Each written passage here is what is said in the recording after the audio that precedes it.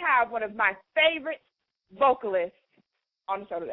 I know y'all been looking. Who's Beezy talking about? She got somebody on her show today. Who she got on the show? Well, this young lady I have been looking for.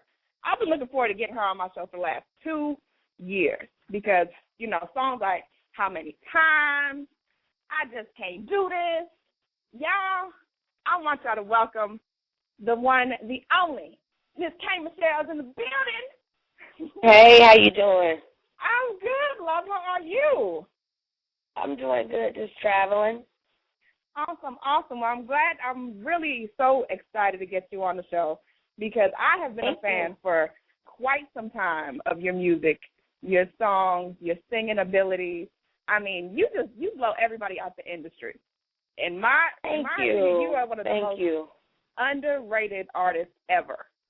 So. Oh, thank you. I appreciate it. I really do. And put that out there because a lot of people have been trying to, you know, get at me. When are you going to try to get K. Michelle? I'm like, look, I've been trying for 2 years now, okay? We're putting in the work. Oh, I'm happy I could be here. But I'm really, really excited. I'm really glad that you were able to spend a little time with us. So, Miss K. Michelle, I also have a few questions from a few of my listeners I wanted to know about your name, K. Michelle. Okay. You know, I know that your first name is Kimberly. So, yes. Where did K. Michelle come from? You know, why not Kimberly M. or Kim Shell or, you know, something different like that? Where did K. Michelle come from? Honestly, it was nothing big. It was just something that I did years ago, like for real, before I even really got into music. It was like no smart, you know, logical reason or anything. It was just something I did some years ago, and it's just been my name. Okay, cool. So let's talk about some of those musical influences. Who were some people that you really looked up to when you were younger? I loved Whitney Houston, Mary J. Blige, R. Kelly, the Judds. I listened to a lot of country music as well, so it was a lot of music around me. Gotcha. Now, did you come from a musical family? Did you have relatives that were singing? My cousin is B.B. King. I did have, like, my dad's side of the family. They were great singers. They still are. So, yeah, I had that. My father and mother can't sing, but my dad's family can. Gotcha.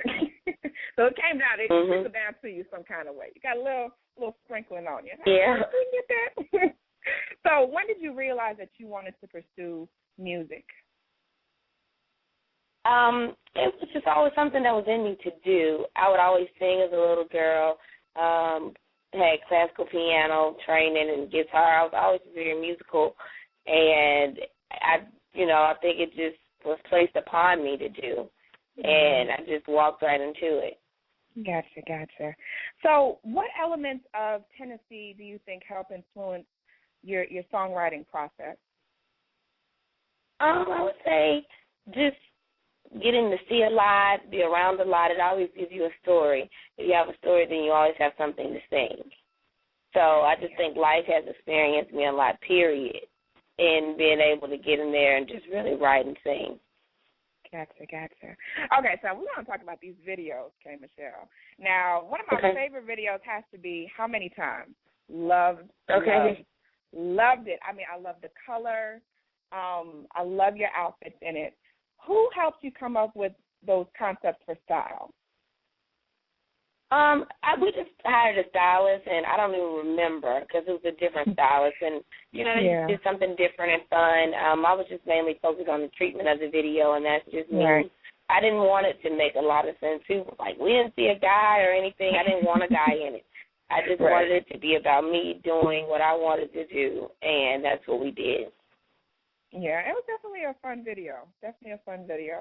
And I have to say, I always love your style. I mean, you always have to put a little something extra, either, a little coloring in the hair or, a little bustier. And, I mean, you just be rocking it out, girl. You rock it out. So you do that in a major, major way. All right, so let's get into Zero F Given, one of the hottest mixtapes that I said I've downloaded yet this summer. The affiliates and everybody, it was, oh, wow, it was just ridiculous. I mean, I think that with that project, you were able to kind of paint, different situations that you had been through. We get the love, we get the haters, you know what I'm saying? You got to recognize the haters. You got to recognize it because, they out there looking for it. They're looking for that attention anyway. But how long did it take you to actually complete the project? Those were just like a lot of songs combined that I had done through the year, as well as some new ones I did when I decided that I wanted to do this project. So it was like me. So it actually did show, you could see a growth in the songs before and the new songs, and it just showed me and kind of like my journey through the year. So it didn't really take me that long because I record a lot anyway. So it just, it was just like a natural, smooth project for me. Gotcha. So assuming that K. Michelle gets a little free time, what do you like to do for fun? I just like to relax. Like I'm taking some days today, and I'm just on the West Coast, just to relax and just really chill. I still kind of work because I'm always writing or doing something, but I'm really laid back when it comes to my free time because now I have to be in clubs and hosting and, so I wouldn't go do that for fun. It turned into work. So I'm just really chill. I'm getting older, and I just like to be at home. Yeah. Okay, so do we have any announcements as far as maybe an upcoming tour or live shows? Anything? No, not really. I have shows coming up. I'm doing FOBs on the 13th. I'm headlining that. September 30th, I'll be in Tampa with Music Soul Child and Like Jenny. So just the regular thing, just music. Just me doing me. Definitely. Okay, so let's talk a little bit love and hip-hop.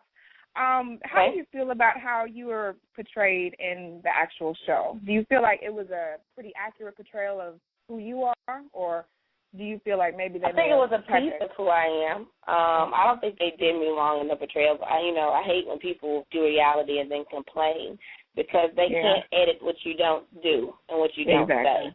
Right. I feel like it was a piece of me. Now, they might not have gotten all of me. It might have looked like I cried the whole season. But, that's what it is. Everybody has a character that they have to place within a reality show. So, is it all of me? No. But is it a piece of me? Yes. Gotcha. So is there any chance that you may do a spin-off show? We're going to see a K. Michelle reality series coming out anytime soon? I'm working on something, but it'll be a different kind of thing. So hopefully you'll see that after second season. Gotcha. Now, K. Michelle, I've noticed that obviously a lot of the web, a lot of the different bloggers, a lot of people in general want to hate on you, but they can't hate that you have talent. You know what I'm saying? Your talent pretty much speaks for itself. So how do you handle some of the negative feedback that you get? I don't care. I really don't. I say sometimes at this point I don't even try to even combat it. I do have a slick mouth. I don't try to fight it anymore because like some of the people that I recently have been arguing with, they really just don't have any talent, and I shouldn't be arguing with them. Exactly. So I really just have been kind of low-key and focused in on the music. Gotcha. So if you weren't singing, what industry do you think that you would be in? I don't know. I'll be more of a writer, I think. Gotcha. I'll focus more on writing. Okay. So, K. Michelle, in 50, 60 years from now, what do you want people to remember about your music? It was just honest, and it was just genuine music. It wasn't a lot of bells and whistles pulled, a lot of big names in order to make it happen. It was just honest music straight from the heart. Gotcha. So, what advice would you offer to maybe any up-and-coming artists that are, they're new to the industry, they don't know anything about anything to do with, the music industry? What advice would you offer to them first? Just to be themselves and just to get in there and make sure they have their head on straight. Don't expect anything to be easy because it's definitely not an easy business. Absolutely not. So what was the transition for you as far as from, coming from Memphis, Tennessee to Georgia? Was it culture shock or, were you kind of acclimated with Atlanta? Yeah, it wasn't a culture shock. It was somewhat the same. It wasn't a big difference. Gotcha. So, I have to say that you always keep it 100% with your music. I mean, you really pour your heart and soul into these songs, into these tracks. I mean, Dear I Have Forgiven, I mean, you get everything from the love ballads to, like I was saying, you're going after some of the haters, some of the naysayers that got stuff to say about you. But I feel as though you always are authentic with your audience. And I think that's what people connect with you the most, because you're not putting on a show and saying, oh, I'm K. Michelle, I'm better than y'all, I'm better. You're just saying, look, I'm K. Michelle. This is my story. You can like it, you can hate it. I'm putting it out there for you to know about it. But, this is me. And there aren't a lot of people, mainstream music, that are doing that. So I think that's where a lot of your fan base probably comes from, and a lot of them connect with it like I do. So I definitely, I tip my hat to you at that, Mama. I definitely tip my hat to you at that. And what is probably the best way for people to connect with you, K. Michelle?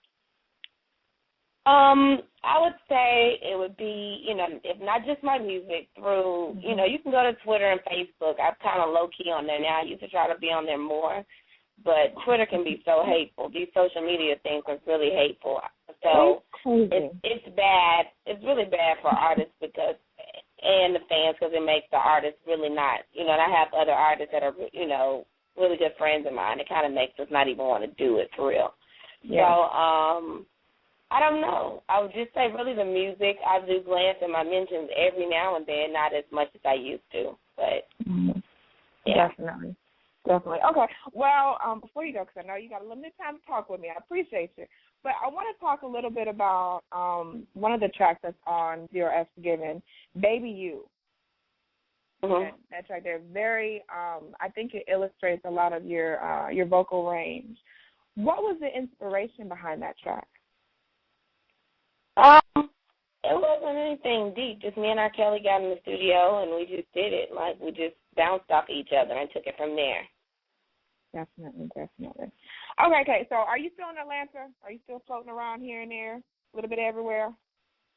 I'm just kind of everywhere. We're getting ready for a second season, so I'm going to have to be back in Atlanta permanently again. Yeah. Okay, well, I definitely will be looking out for you. Do we have any video concepts, any videos that we can talk about a little bit? Maybe a little tad bit? No, I'm still trying to figure out what I want to do as far as the distribution of my music and everything right now. Gotcha. Well, okay, Michelle, I love you to death, Mama. Keep doing what you do. Keep being true to your music. You definitely still have a bigger fan in me. And I appreciate you for taking time out and coming and chatting with your girl. I'm also in the ATL, you know what I'm saying? We're going to put that out there. So, when you got album release parties and videos and stuff, I'm going to link you. All right. And I definitely want to keep in good contact with you. But you have a great afternoon, Mama Sita. And I will see you on the next somewhere. You take care, love. All right. Thank you so much. Thank you for having me. No problem, love. You take care. Bye-bye. Awesome, y'all. That was K. Michelle, y'all.